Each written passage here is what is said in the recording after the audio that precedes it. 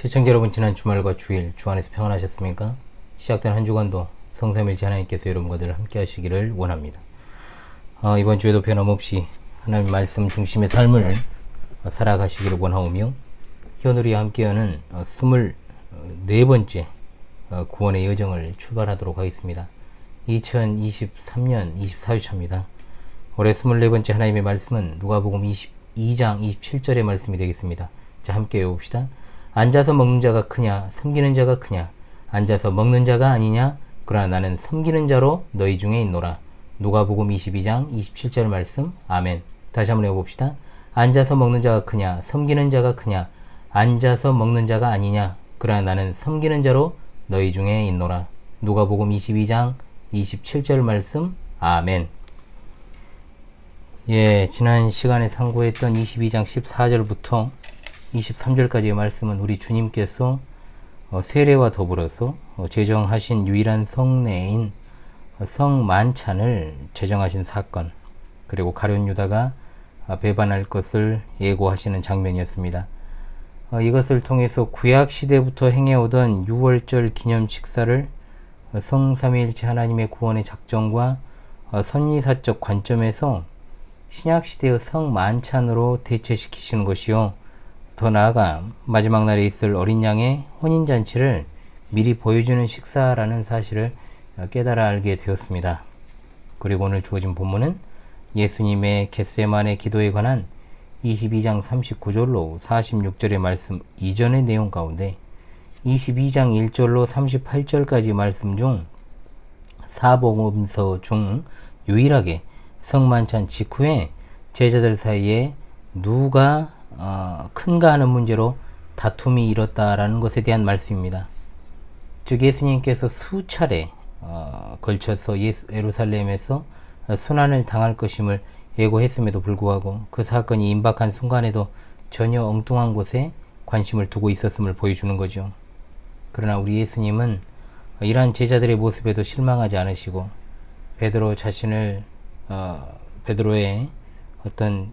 베드로가 자신을 부인할 것을 예고하시고, 또한 이후에 환난에 대한 권면을 주시는 것 등으로 차분하게 제자들에게 마지막 교훈을 주고 계십니다.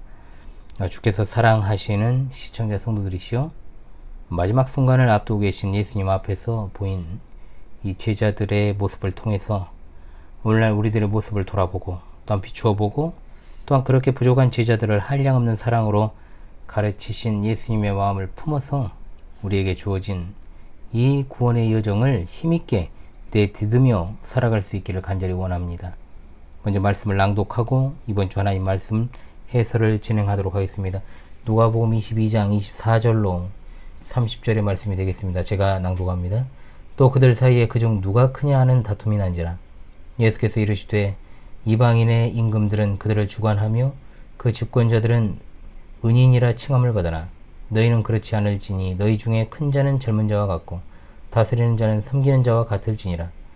앉아서 먹는 자가 크냐 섬기는 자가 크냐? 앉아서 먹는 자가 아니냐? 그러나 나는 섬기는 자로 너희 중에 있노라. 너희는 나의 모든 시험 중에 항상 나와 함께한 자들인즉 내 아버지께서 나라를 내게 맡기신 것 같이 나도 너희에게 맡겨 너희로 내 나라에 있어 내 상에서 먹고 마시며 또는 보좌에 앉아 이스라엘 12지파를 다스리게 하려 하노라. 아멘. 자, 24절에서 제자들이 다툼을 벌이고 있는데 이번이 처음이 아닙니다. 과거에도 자주 일어났던 일이었죠. 제자들이 이런 말다툼을 한 직접적인 이유는 하나님 나라에 대한 오해, 그리고 잘못된 메시아관에 기인한 것이었습니다. 즉, 제자들은 예수님을 정치적인 메시아로 오해를 했고, 그 당시에 보편적인 관점이었죠. 그리고 하나님 나라 또한 그분이 이루어가실 지상의 하나님 나라로 생각을 했던 겁니다. 누가복음에는 나오지 않지만 요한복음에는 예수님께서 식사 중에 제자들의 발을 씻겨주시는 장면이 나오는데, 큰 자는 오히려 섬기는 자가 되어야 함을 몸소 실천해 보이셨습니다. 자, 다툼이라고 번역된 이 말은 다투기를 좋아함, 또 말다툼이라는 말로 다른 곳에서는 서로 변론하다는 말로 사용되기도 했습니다. 즉, 그들은 이 주제에 대해서 관심을 가지고 자주 논쟁을 했다는 걸 알 수 있죠. 제자들의 관심은 누구를 큰 자로 생각하느냐는 문제였지만 예수님은 그러한 것에 관심이 없으셨습니다. 예수님의 관심은 큰 자가 무엇을 해야 할 것인가, 큰 자가 해야 될 행동이었습니다. 그러니까 서로 리더가 되려고 다투는 제자들의 모습을 보면서 예수님은 큰 자는 섬기는 자로서 먼저 모든 사람의 종이 되어야 한다는 것을 강조하십니다. 그리고 그것을 제자들의 발을 씻기시는 섬김으로 몸소 보여주신 것이죠. 이것은 세상의 원리와는 완전히 다른 원리의 기독교의 어떤 기독교인의 특질 가운데 하나입니다. 25절에 예수께서 이르시되 이방인의 임금들은 그들을 주관하며 그 집권자들은 은인이라 칭함을 받으나 라고 했습니다. 자, 여기 주관하다는 말은 지배하다는 의미를 가진 말입니다. 즉 결코 교회의 지도자들이 피해야 될 모습이죠. 섬기라고 하면 섬기는 척 할 것이 아니라 진짜로 머슴처럼 일하라는 겁니다. 은인이란 말이 무슨 뜻이냐? 바로 공로자라는 뜻입니다. 권력자들이 얼마나 명예욕이 강합니까? 각종 공로패, 상패 등을 갖다가 컬렉션으로 만들어 진열해 놓을 정도로 그러한 것에 집착하는 이가 우리 노예 안에도 있다고 제가 말씀드렸죠. 로마의 황제들 중에 폭군으로 분류되는 이들도 자칭 은혜를 베푸는 선한 임금으로 부르게 했습니다. 그래서 은인이라는 말이 스스로 은혜를 베푼 사람 또는 공로자라는 의미를 가지고 있지만 실제로 그런 삶과는 거리가 멀다는 것이죠. 즉 스스로를 높이려는 발상이 교회 내에서 결코 성립될 수 없는 것인데 오늘날의 교계의 어떤 지도자들의 현실은 자신을 높이려는 측면이 없는지를 한번 생각을 해봐야 됩니다. 뭘 생각해 봅니까? 높이고 있잖아요. 자, 그래서 너희는 그렇지 않을지니 너희 중에 큰 자는 젊은 자와 같고 다스리는 자는 섬기는 자와 같을지니라. 26절에 말씀하잖아요. 자, 큰 자라는 말은 굉장히 포괄적인 말입니다. 모든 방면에서 남을 능가하는 자를 가리키는 말입니다. 여기서는 어떤 공동체나 모임 안에서 연장자 또는 지위가 높은 사람을 가리키는 말로 사용되었죠. 자, 젊은 자는 최근에 태어난 사람입니다. 더 어린 사람이라는 뜻을 가진 단어로 여기서는 한 어떤 공동체나 집단 모임 내에서 어린 사람 또는 지위가 낮은 사람을 가리키는 것입니다. 이 부분과 비슷한 내용을 다루는 마테오와 마가복음에는 큰 자는 섬기는 자가 되어야 할 것으로 기록되어 있지만 누가는 큰 자에 대응하는 자로 젊은 자라는 단어를 사용했습니다. 이것은 초대교회 당시에 있었던 교회 안에 질서적 문제를 언급한 것으로 보입니다. 즉 교회 안에는 나이가 많을 뿐 아니라 모든 면에서 지위적 위치에 있는 사람들이 있을 것인데 권위나 교만 대신에 젊은이의 위치에서 봉사와 섬김의 일을 기꺼이 감당하여 섬김의 본을 보여야 함을 알려주고 있습니다. 다스리는 자는 섬기는 자와 같을지니라 했는데 다스리는 자는 말 그대로 어느 집단의 지도자 통치자입니다. 따라서 다스리는 자라는 말은 치리자라는 말로도 번역이 가능한데 교회 안에서 성도를 진리로 인도하는 영적 지도자를 말합니다. 섬기는 자는 직분론에서 공부를 했던 것처럼 섬기다는 뜻을 가진 디아코논이란 단어, 즉 이것의 단수형이 디아코노스입니다. 즉 집사를 가리킬 때 사용된 단어죠. 집사는 그야말로 감독과 더불어 교회의 필요에 따라 다양한 직무를 감당했던 직분입니다. 그 가운데 가장 중요한 것이 재정과 구제를 도맡아 섬기는 일이었죠. 이 말씀은 하나님 나라는 세상 나라와 같이 크고 힘 있는 자가 작고 힘없는 자 위에 군림하는 것이 아니라 도리어 크고 힘 있는 자가 작고 힘없는 자를 섬기는 사랑과 섬김의 나라라는 사실을 보여주고 있습니다. 그런데 이것도 여러분 세상적으로 이해해서는 안 됩니다. 세상에서 다른 사람을 위해 배려하고 양보하는 것은 결국 그것을 통해 나를 높이는 것이 된다라고 하는 굉장히 자기중심적인 사상이 저변에 깔려 있기 때문입니다. 결국 세상에서 뿌린 대로 거둔다라는 말의 세상 원리는 10을 뿌리면 10 혹은 그 이상을 거두게 된다는 계산적인 의미이지만 하나님 나라 기준에 뿌린 대로 거둔다는 말은 성령으로 뿌린 자는 성령의 열매를 거두게 되고 육으로 심은 자는 육으로 거둔다는 말씀인 겁니다. 즉 무엇을 뿌리느냐의 핵심이 있는 것이지 얼마를 거두었느냐가 아니라는 거죠. 그러므로 우리는 절대로 세상 나라 원리로 살아가서는 안 됩니다. 이 27절에 말씀합니다. 이번 주 하나의 말씀이죠. 앉아서 먹는 자가 크냐 섬기는 자가 크냐 앉아서 먹는 자가 아니냐 그러나 나는 섬기는 자로 너희 중에 있노라. 아멘. 자, 여기 앉아서 먹는 자란 말은 눕다란 뜻입니다. 상에서 기대 앉아 식사하다라는 뜻을 가진 말입니다. 손님과 주인을 가리키는 거죠. 섬기는 자는 어떻습니까? 당연히 서빙하는 종을 가리키는 거죠. 예수님께서는 손님 혹은 주인과 시중드는 종을 비교하면서 세상의 가치관과 반대되는 신약교회 성도들의 가치관이 어떠해야 될 것인가? 자, 이것을 제시하고 계십니다. 즉 세상의 가치는 여러분 대접받는 자가 당연히 커요. 최근까지 이 사회 전반에 뿌리 내린, 그렇잖아요 여러분. 요즘 또 쏙 들어갔어요. 갑질 문화라는 것에 대한 자성의 목소리가 굉장히 높아졌었지 않습니까? 그런데 언제 그랬냐니 다 쏙 들어갔잖아요. 우리가 생각해야 될 것은 갑질을 추방하는 것과 질서를 무너뜨리는 것을 혼동해서는 안 된다는 겁니다. 어떤 작은 모임이나 공동체 그리고 대기업에서 나라에 이르기까지 그 안에는 질서적으로 그 회를 이끌어가는 장 또는 리더가 있기 마련입니다. 그것이 없고 모두가 평등하게 똑같은 위치에서 일을 하면 그 모임이 잘 돌아가겠습니까? 절대로 그렇지 않습니다. 그것은 그 공동체가 어떤 특별한 목적을 가지고 운영되는 회사일 경우에는 더욱 그렇습니다.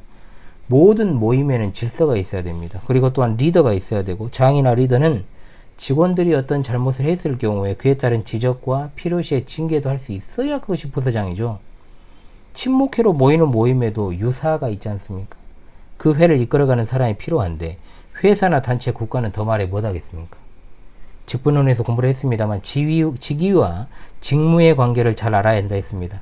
직분에 있어서 무엇보다 중요한 것은 직무지만 그렇다고 해서 직위가 중요한 것이 아닌 것은 아니다 그랬죠.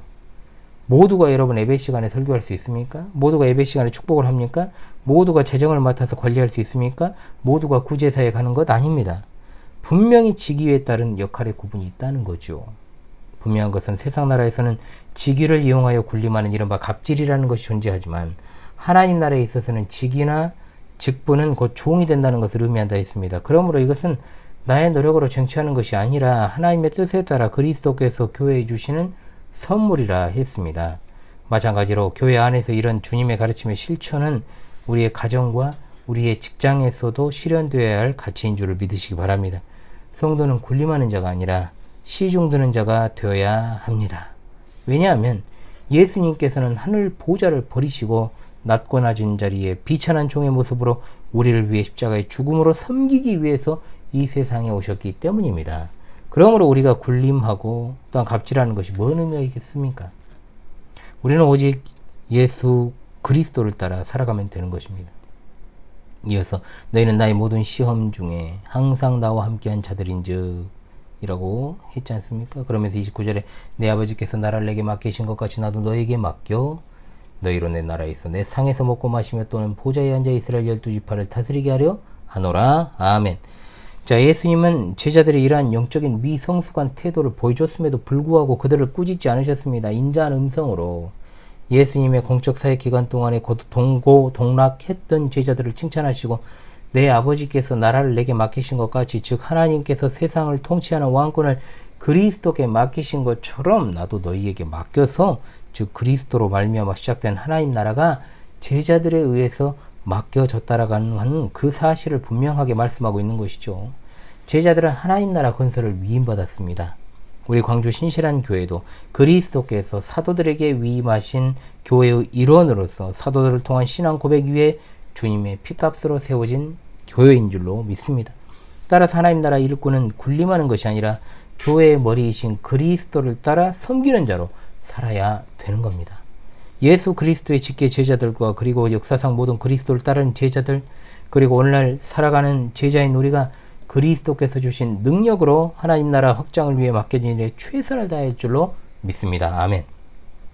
30절의 말씀은 그리스도께서 다시 오실 때 이루어질 어린 양의 혼인잔치를 가리키는 말씀으로 우리가 받을 수 있습니다. 보좌에 앉는다는 말씀은 제자들이 받게 될 상을 가리키는 말로 고대 근동지방에서 왕이 전쟁에서 큰 공을 세운 장군을 자신의 보좌에 앉게 했는데 이것이 가장 큰 상이었다는 거죠. 즉 제자들이 보좌에 앉는다는 것은 하늘나라에서 받게 될 상이 바로 영광스러운 예수님의 통치에 동참하는 것임을 가리킵니다.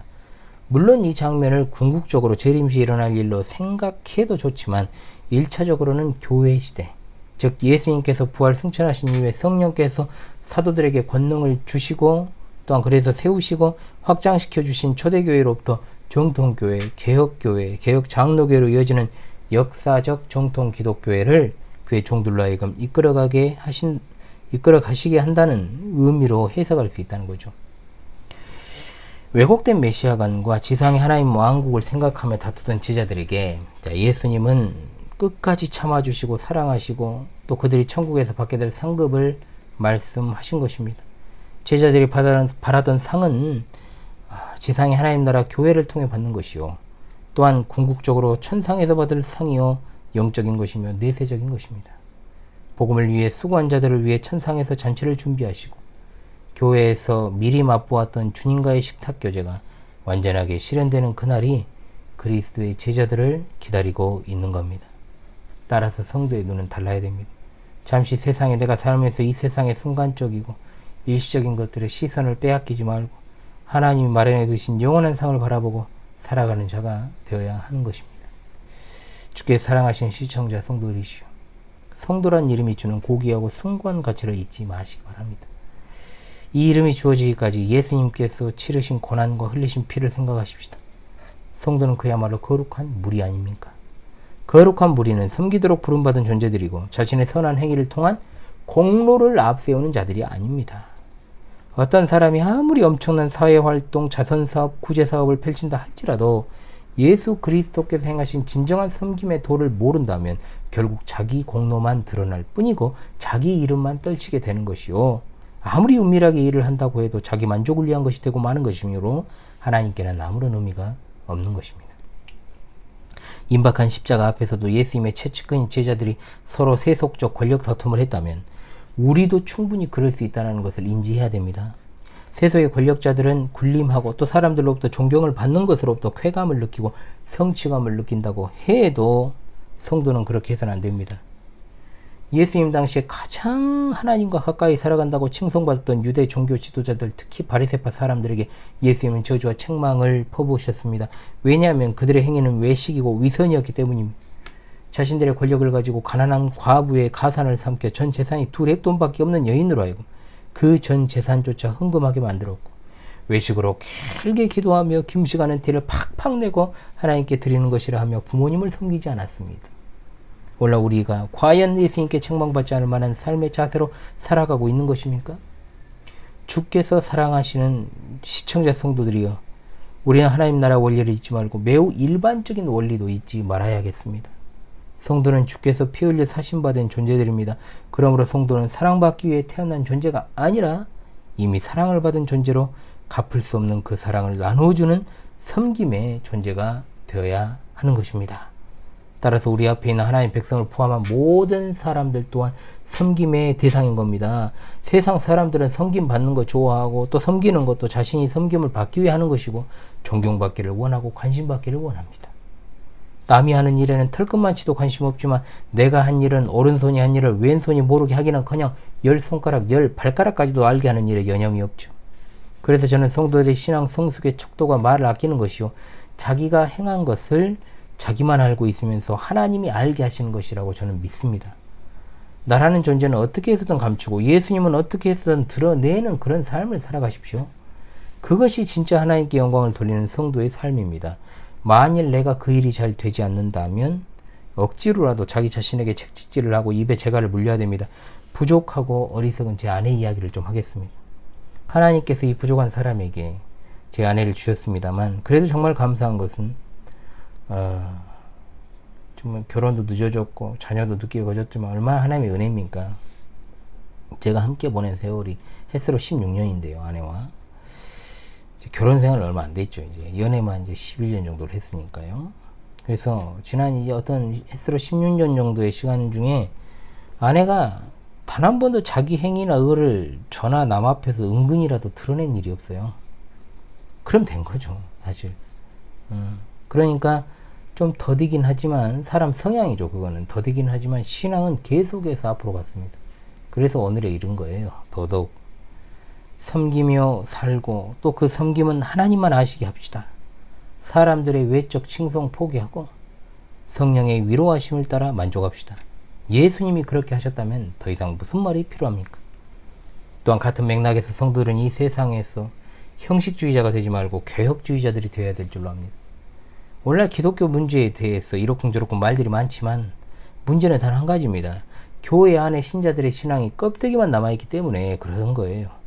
죄에 대한 민감성이 없습니다. 형식은 잘 차려요. 예배 안 빠지죠. 구역 모임도 잘하고 여전도회, 남전도회 활동 잘합니다. 수요, 금요, 새벽기도, 봉사활동 참 안 빠지고 잘하는 사람은 많죠. 그러나 뭔가 기계적이죠. 다람쥐가 쳇바퀴를 굴르는 것처럼 계속해서 일은 하는데 생명력이 없는 것. 소금으로서 독특한 맛도 안 나고 심심하고 빛이라고 하기에는 한 마리의 반딧불이 같은 어떤 조명의 기능이 거의 없이 미미한 수준. 교회 활동 제외하면 불신자들과 큰 차이가 없는 모습. 오직 차이는 뭐밖에 없습니까? 형식입니다. 형식. 겉옷입니다. 꾸미는 겁니다. 화장 지우면 아예 상대방이 못 알아볼 정도로 자신을 꾸미고 다니는, 거의 화장이 아니라 분장, 변장 수준으로 하고 다니는 사람도 있죠. 화장을 하나하나 빛나는 것은 우리 외모가 아니라 우리의 내면이어야 됩니다. 아멘. 성도는 내면이 아름다워야 되고 잘생겨야 됩니다. 그런데 유대 종교 지도자들은 그렇게 형식도 잘 갖추고 기도, 구제, 금식, 충실하고 율법에 능했지만 예수님은 그들에게 회칠한 무덤과도 같이 겉보기엔 그렇듯하지만 안에는 부패한 시체 썩는 냄새가 났다라고 신랄하게 비판하셨습니다. 죄에 민감해야 되는 겁니다. 큰 죄에만 민감하지 말고 삶에 있어 사소한 불법과 편법적인 요소들도 멀리해야 돼요. 성도가 여행을 바라는 것도 완전 잘못 아닙니까? 운이나 재수를 운운하는 것도 성도로서 자격 없는 말본세라 이 말이에요. 그런 거 쓰면 안 되죠. 세상의 법은 양심이라는 조항이 없기 때문에 문자적으로 어기지 않으면 처벌 안 받습니다. 그러나 하나님 나라 법은 깊은 내면까지도 관장하는 법이기 때문에 남을 몰래 속이거나 남을 탐내거나 남의 아내에 대해 음욕을 품어도 처벌받는 겁니다. 한번 생각해 보십시다. 우리 삶 가운데 이러한 어떤 범법 행위들이 얼마나 헤아릴 수 없이 많은지 몰라요. 몇 년 전입니다. 이것도 한참 전인데 어떤 목사는 노예네 같은 교회 목사입니다. 어떤 목사는 재개발을 앞둔 교회 인근 아파트를 매입하는 과정에서 상대방에게 재개발이 추진된다는 사실 은밀하게 속이고 멀리 사는 자신의 동생의 명의를 차용해서 해당 아파트를 매입한 일이 있었습니다. 나중에 그 사실을 난 이 양반이 3단계로 분개를 했어요. 자, 일단 막대한 손해를 받은 것에 대해서 분개를 했고, 두 번째, 또 상대방이 자신이 사는 동네 교회 목사라는 사실에 분개했으며, 세 번째, 심지어 한때나마 자신의 딸이 다녔던 교회 목사라는 사실에 더 성질을 내고 분개를 했다고요. 물론 이분도 좋은 사람은 아니었어요. 분명한 사실입니다. 좋은 사람 아니었습니다. 그래도 이게 뭐예요? 이게 여러분, 이 목사의 행위는 법적으로는 아무런 문제가 되지 않지요. 그러나 하나님 보시기에 어떠합니까? 그리고 선한 도덕적 양심을 가진 일반인들의 눈에 보기에도 어떠합니까? 불신자의 수준에도 미치지 못하는 이런 사람들이 목사를 하고 자빠져 있습니다. 교계에 어디 이뿐이겠습니까, 여러분? 그러니 어찌 그리스도의 몸된 교회가 욕을 먹지 않겠습니까? 그저 주님께 송구할 따름이죠. 저도 목사의 한 사람으로서. 세속주의란 무엇인가에 대해서도 제가 자주 말씀을 드렸습니다만, 세속주의라는 것이 단순히 세상에 있는 것들을 먹고 마시고 사용하는 것이 아니라고 했어요. 이 세상이 전부라고 생각하면서 내세 인정하지 않는 것이 세속주의입니다. 우리 성도는 결코 이 땅에 뭔가를 쌓고 평가받을 사람들이 아닙니다. 우리의 보안은 하늘에 쌓는 것입니다. 돌려받기 위해 쌓는 게 아니에요. 상은 하나님이 정하실 일이요, 우리가 받은 은혜에 감사하며 그저 하나님의 이름을 높임을 받으시고 영광을 받으시도록 살아갈 뿐인 겁니다. 껍데기뿐인 형식적 신앙 의미 없습니다. 불신자들이 기독교와 그 안에 있는 우리를 신앙 고백의 내용에 따라 평가하는 것 아닙니다. 그들은 그러한 것에 전혀 관심이 없습니다.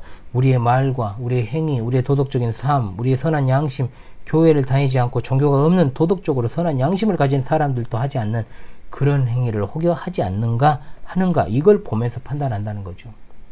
나의 잘못된 행동과 말 한마디가 전도의 문을 막아버리고 하나님 나라 확장을 방해하고 하나님 아버지의 이름에 먹칠을 하는 것이 될 수 있다는 것을 잊지 마십시오. 우리는 하늘의 소망을 두고 하늘의 가치를 둔 자들로 이 땅에 썩어져 버릴 가치에 목매고 목숨 거는 어리석은 행위 하지 말아야 될 것입니다. 하나님 나라 백성이면 그 나라 백성답게 삽시다.